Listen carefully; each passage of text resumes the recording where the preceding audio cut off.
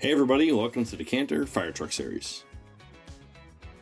And then weld that into the flat bar, and then I would run a piece of flat bar between the flat bar and weld the whole thing, maybe stitch it all the way across the top, and then guts it corners down, and that's it.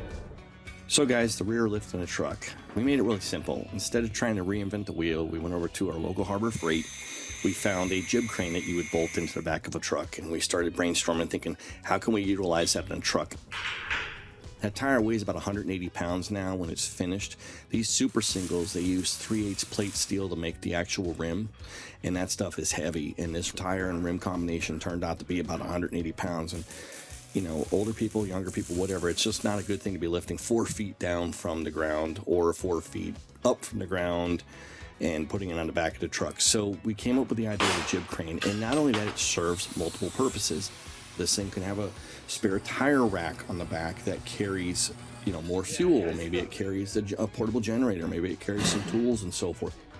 It's like a giant Swiss Army knife. It had all those cool little things on it to help organize. James Bond overlay the rear. That's exactly the mindset we have when we build these trucks. What can we put on the trucks that makes things easier for you if you are alone out in the middle of nowhere? You're not going to find the stuff on these trucks that you're going to find on a regular RV. You could go ahead and cut these ears off. We'll never use those. But it can also be utilized to lift up from below if you need to. You know, maybe you're trying to move something around and it's a heavy object and you just needed that extra set of hands. We came up with a specific mount designed specifically for the jib crane. It's made out of 3/8 plate steel that we bolted to the actual framework of the truck, and it's reinforced and re-welded in areas to give it the strength it needs to carry the load of the tire down to the ground. So if you have any questions about any of the products we've used, leave a comment in the comment section below the video and we'll get back to you with the product details.